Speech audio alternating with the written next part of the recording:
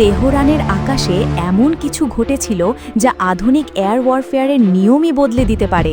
ইসরায়েলের অত্যাধুনিক F-35I হঠাৎ এমন এক হুমকি শনাক্ত করে যেটা থাকার কথা ছিলই না।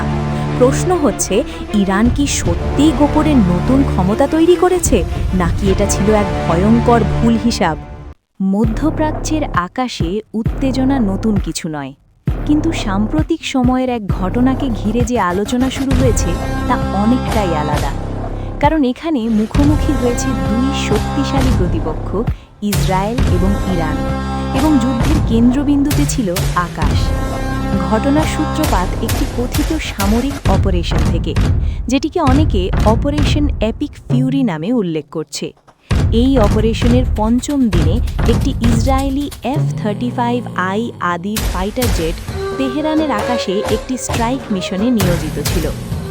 F-35I বিশ্বের অন্যতম আধুনিক স্টেলথ ফাইটার, যার প্রধান শক্তি হল এর উন্নত সেন্সর এবং রাডার এড়িয়ে চলার ক্ষমতা।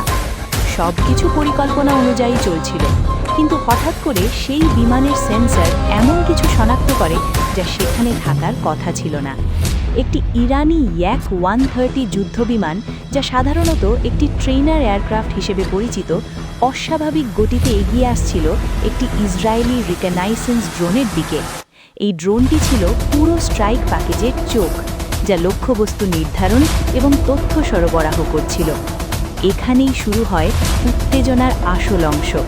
প্রশ্ন উঠল, ইরান কিভাবে এই ড্রোনটির অবস্থান শনাক্ত করল? কারণ আধুনিক স্টেলথ এবং ইলেকট্রনিক ওয়ারফেয়ার প্রযুক্তির যুগে এমন ড্রোনগুলোকে ট্র্যাক করা সহজ কাজ নয়। ইসরায়েলি পাইলটরা দ্রুত পরিস্থিতি বিশ্লেষণ করতে শুরু করে, কারণ যদি সেই ড্রোন ধ্বংস হয়ে যেত তাহলে পুরো অপারেশন বিপদের মুখে পড়ে যেত। টার্গেটিং ডেটা ছাড়া স্ট্রাইক করা প্রায় অসম্ভব হয়ে পড়ত। অন্যদিকে ইরানের এই পদক্ষেপ ছিল এক ধরনের শক্তির প্রদর্শন।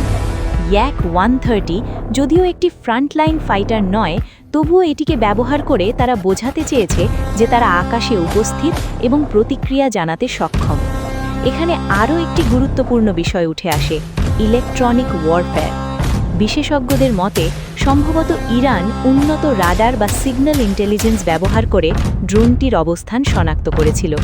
আবার কেউ কেউ মনে করেন এটি ছিল একটি পরিকল্পিত ডিকয় বা বিভ্রান্তি সৃষ্টি করার কৌশল, যার উদ্দেশ্য ছিল ইসরায়েলি বাহিনীকে ভুল সিদ্ধান্ত নিতে বাধ্য করা। এই মুহূর্তে ইসরায়েলি F-35I পাইলটের সামনে দুটি পথ ছিল। প্রথমত, সরাসরি Yak-130কে টার্গেট করা। দ্বিতীয়ত, মিশনের মূল উদ্দেশ্য বজায় রেখে ড্রোনকে সুরক্ষা দেওয়া। যে সিদ্ধান্তই নেওয়া হোক না কেন, সেটি হতে যাচ্ছিল অত্যন্ত গুরুত্বপূর্ণ। কারণ আধুনিক যুদ্ধ শুধু অস্ত্রের লড়াই নয়, এটি তথ্য, প্রযুক্তি এবং দ্রুত সিদ্ধান্ত গ্রহণের লড়াই। এই ঘটনার পর আন্তর্জাতিক মহলে নতুন করে প্রশ্ন উঠতে শুরু করে, ইরান কি তাদের এয়ার ডিফেন্স এবং নজরদারি ক্ষমতা আগের চেয়ে অনেক বেশি উন্নত করেছে?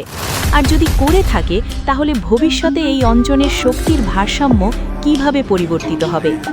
ইসরায়েল দীর্ঘদিন ধরে আকাশে নিজেদের আধিপত্য ধরে রেখেছে, কিন্তু যদি তাদের স্টেলথ প্রযুক্তিও চ্যালেঞ্জের মুখে পড়ে, তাহলে সেটি শুধু একটি দেশের জন্য নয়, বরং পুরো সামরিক কৌশলের জন্য বড় একটি সংকেত। এই ঘটনার সত্যতা নিয়ে বিতর্ক থাকতে পারে, কারণ অনেক তথ্যই এখনও আনঅফিশিয়াল এবং বিভিন্ন সোর্স থেকে আসছে।